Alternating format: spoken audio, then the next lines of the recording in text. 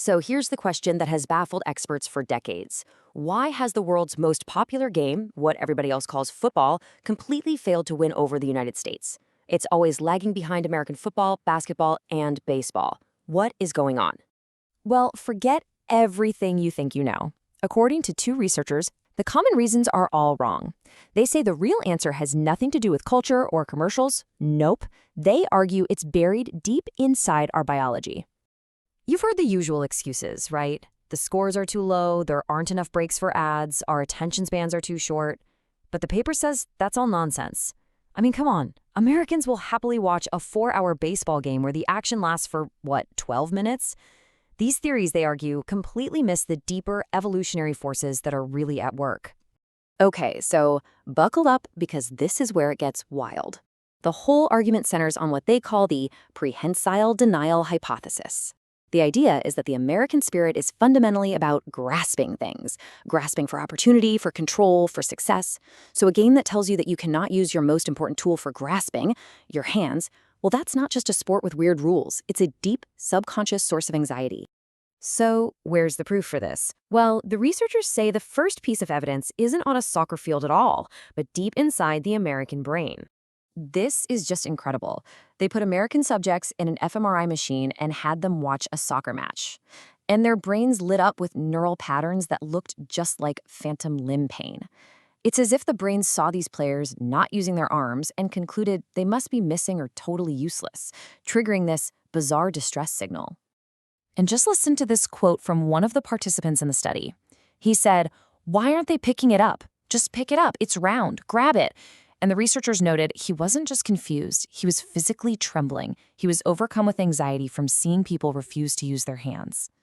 400%. That's how much dopamine levels spiked in the viewers' brains the second the goalkeeper was finally allowed to catch the ball. The researchers call this manual relief. It's this huge rush because for a split second, the brain finally sees something it recognizes as a legitimate sports action, someone taking control of the situation with their hands. But okay, the problem isn't just neurological. The paper argues that this anxiety extends out into our entire worldview, especially when we look at the scoreboard. Think about it this way. To the American mind, a game that goes on for 90 minutes and ends with a score of 0-0 feels like a failed business transaction. You invested all this time and got absolutely no return. The paper literally claims this triggers recession anxiety because the whole concept of nil, of nothingness, is terrifying to a culture that's built on constant growth. And then there's the clock.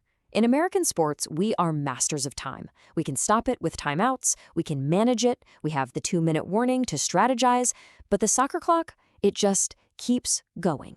It's this unstoppable, relentless march toward an inevitable end. The paper says it mirrors mortality itself, which is kind of a buzzkill when you're just trying to watch a game on a Saturday.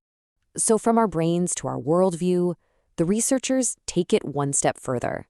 They claim the conflict is actually deeply ideological.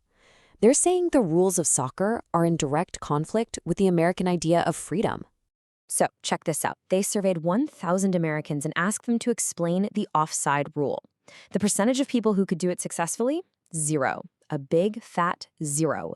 Not a single person. And the paper argues the reason isn't that the rule is too complicated. It's that on a deep subconscious level, it feels fundamentally un-American. It violates the spirit of manifest destiny. If you're a pioneer on that pitch, you should have the freedom to go wherever you want. Your amygdala, the primal part of your brain, apparently perceives the offside rule as a form of unjust government overreach, like a bad zoning law.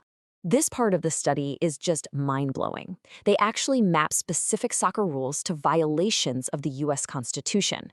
The no hands rule, that triggers a feeling that your Second Amendment right to bear arms, or, balls, is being infringed. A yellow card for an aggressive tackle, that's a violation of your First Amendment right to free expression, and it triggers the same psychological trauma as getting a talking to from HR. And if you think it can't get any stranger, it does. Believe it or not, the researchers argue the problem comes all the way down to the actual shape of the ball itself. So, an American football is a prolate spheroid. It's a rugged individualist. Its bounce is chaotic and unpredictable. That represents the American dream, where anything can happen. But a soccer ball, it's a perfect sphere. It's symmetrical, it's predictable, it rolls true for everyone. It represents the collective. The paper literally calls it, geometrically speaking, a socialist object. So after all of that, what's the solution? Well, the paper doesn't just diagnose the problem. It ends with a few, let's call them radical proposals, to finally make soccer compatible with the American mind. First up, multi-ball. Just throw 3 balls onto the field at the same time to stimulate our collective ADHD. Second, the freedom hand. Once per half, any player is allowed to just grab the ball and make a run for it.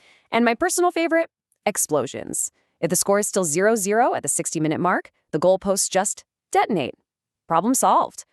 And their conclusion is pretty blunt. Until these fundamental biological and ideological problems are fixed, they say Americans will never see soccer as a real sport.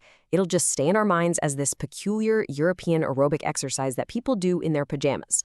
Which leaves us with this one truly provocative thought. What if the key to unlocking the world's biggest sport in America isn't about better marketing or youth academies? What if it's about therapy? What if the answer to this whole mystery has been right there, in our heads and our hands, all along?